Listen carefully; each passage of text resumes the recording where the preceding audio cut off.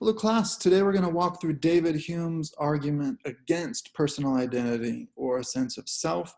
David Hume is an 18th century Scottish philosopher, most famous as being the kind of apotheosis or extreme representation of British empiricism. So he is an empiricist epistemologist, and epistemology again is the branch of philosophy which investigates the nature and possibility and limits of knowledge. David Hume is a famous empiricist. He's also well known as a skeptic, and he is skeptical in particular of three things. One, the topic of this week's discussion, the existence of an enduring self or personal identity. Two, the rational basis for our understanding of cause and effect relationships or causality. And that's actually going to be our topic of conversation during week 7 as we move into the second unit of the course having to do with the nature of world. And thirdly, Hume is skeptical of the existence of external substances as things standing independently of our perceptual or sentimental impressions of them. And that one's a bit subtle. We might not have time to talk about it. So let's, as we get going, take a look at the whiteboard here.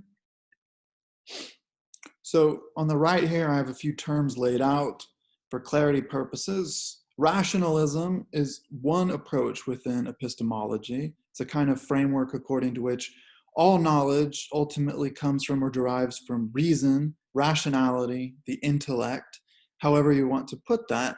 Empiricism is an alternative standpoint in epistemology, which claims that all knowledge ultimately issues from sense experience, from sensation. Hume is an empiricist, and René Descartes, whom we just finished up with last week, is a rationalist. So let's stop this for the moment. So what is Hume's argument against personal identity? Well, true to his reputation as being an extreme skeptic, he rejects the notion of identity over time. There are no underlying stable objects. There are no persons who continue to exist over time. That is, we just have impressions. There are only impressions. And this idea can be formulated, as we've done a couple times so far, in an argument. So let's take a look at the argument, which you already glanced at a moment before. So here is a distillation of Hume's argument from the section of his treatise. So premise 1, all ideas are ultimately derived from impressions. Premise 2, so the idea of a persisting self, if this is correct, must itself be derived from impressions. Premise 3, but no impression is a persisting thing. Therefore, conclusion, there cannot be any persisting idea of self. What is meant exactly by an impression? Well, we'll talk about this in more detail in week 7 when we confront Hume's problem of induction and his critique of rational causation, or the rational understanding of causation. But we can do something quick here. So from the standpoint of Hume's empiricism, all knowledge ultimately comes from our sense experience. And so when I say I know something, I might be entertaining cognitively an idea, something that I might believe in, that is, take to be true. But where do my ideas come from? As we see in the argument, they ultimately issue from my sense impressions. And for Hume, there are two kinds of sense impression. There is the outward impression of perception, such that I enjoy by way of my 5 sense modalities. So vision, hearing, olfaction or smell, taste, and the haptic or tactile sense, touch. So when I hold this piece of paper and look at it, at the same time I have one impression of its feel in my hand and another visual outward impression of its appearance before my eyes. So that's the first kind of impression, outward sense. There's also an inward sense, in other words, sentiment or subjective feeling, such as emotional states. So if I see a friend approach me, whom I haven't seen in a long time, I at the same time have an outward impression, a visual one, of their approach, their existence, their presence.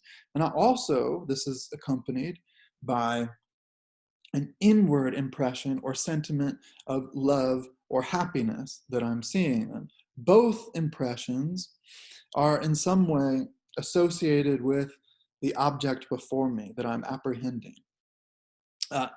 And so that should help to illuminate, to some extent, the rudimentary pieces that make up this argument, the concepts or notions deployed here. So, because the self, this idea of a self that makes me, me, and you, and so forth, must be something constant, a persisting and stable thing, but all knowledge is derived only from impressions, and impressions are transient and ever shifting, right? They're constantly changing. Hume says that your eyes can't turn in your skull, so they can't move to perceive one thing from one vantage or angle to another without producing new impressions. So it follows that we don't really have knowledge of a self, and therefore there is no self. Or at least we should be, Hume says, skeptical about the issue, in other words, agnostic. We don't know for sure. So try, and this is what Hume asks of you, the reader, try to think of yourself for a moment. You can't, according to Hume. You can't really think of yourself. You try to think of yourself, and the things that you're actually thinking about, the content of your present consciousness, is really all about these individual impressions, such as feeling a little bit cold, feeling hot, feeling anxious, feeling surprised, feeling tired, feeling hungry, and so forth.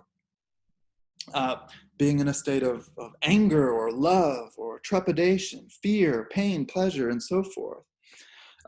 You're always thinking of these states of being, but you're never come upon, when you try to think of yourself, you never come upon some bare, neutral self, which can then be determined or modified in various respects by the states of being or properties or qualities that attend to your different moments of being in the world.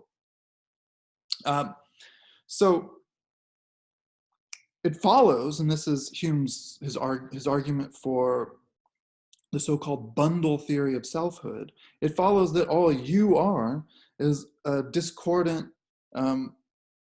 bundle of successive impressions, successive in the temporal sense, that one impression follows another in time, also perhaps successive or contiguous in the spatial sense, that because two objects are typically next to each other in space, one might remind you of another object.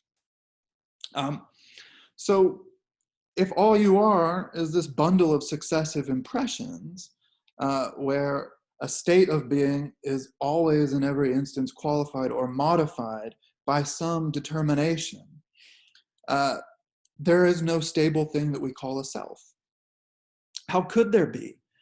This bundle of impressions that we're talking about is a collection of variable, so changing and interrupted phenomena or states or parts.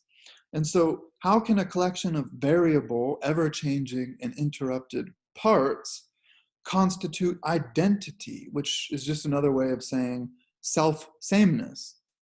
How can those things, which are constantly shifting before us, constituting our basic awareness of where and how we are vis-a-vis the world, how can those things be what compose something that is supposed to be stable and continuous and enduring in a persistent way that we identify as self or personal identity?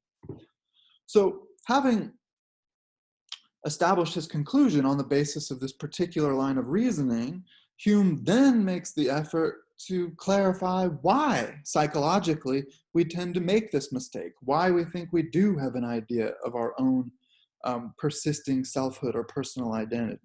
So first of all, Hume notes that we have a strong inclination to call something the same, even when it's radically different. So for instance, if you take a rock and you remove some hunk of matter from that rock, however small it might be, we consider, or large perhaps, we might consider it the same thing, right? So you take a tiny little chip off of this rock, well, it's still the same rock, right? Even though it has changed, it's not strictly speaking the same rock. It doesn't have the same mass, for example. A mature oak tree, to give a different example, it's said to be the same as it was in some respect when it was an acorn or intermediately a sapling. A fat adult human being is said to be the same as a diminutive child, right? A small baby, right?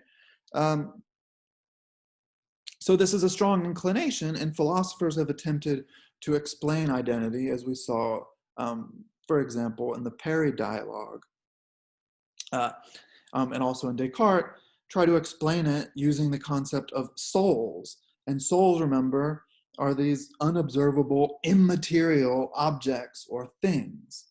As if something immaterial, something which cannot be observed, can be leveraged as a principle in the explanation of anything at all, right? So there's a problem, especially if we're adopting a strict empiricist starting point. Thus, Hume notes that John Locke was correct when he said that memory has an important role with this notion of identity, because we could never infer causation, that is to say, that past versions of myself, because of things they've done, have brought me in time to the present iteration of my so-called selfhood. We could never infer causation if we didn't have memories. So there wouldn't be a medium or a membrane by which I could gather my past instances of selfhood and bring them into coherence or identity with respect to my personal identity at this moment in time. But Locke, according to Hume, confused the means, so that method or means by which we infer identity, we come upon the idea of identity. He confused this with identity itself. But according to Hume, the tool by which we discover identity, in other words, memory, it can't be itself identity. So to conclude, all that we perceive, which makes knowledge possible, all that we perceive in life are distinct, separable, successive impressions of either an outward or an inward or interior variety. But we never observe any necessary connections, and this is going to be very important, especially when we get to week 7, so we return to Hume. We never observe any necessary connections between distinct existences, but when the mind receives a series of uninterrupted impressions that are similar, it assumes that the only thing that is changing is time and not the impressions themselves. The mind then infers, mistakenly, if Hume is correct, that this underlying series of impressions is itself a persisting thing, such that identity is just a union created ultimately in the imagination. So the idea of identity that we have is a kind of illusion that's produced by a feeling that we get because of our persistent experience of things that appear to be quite different. But here's the question: why is it that I seem to only perceive one particular series or succession of impressions in this bundle and not others? If I'm nothing more than a bundle of perceptions, what is it that bundles them together? What is the principle of unity or coherence that makes your perceptions inaccessible to me and vice versa.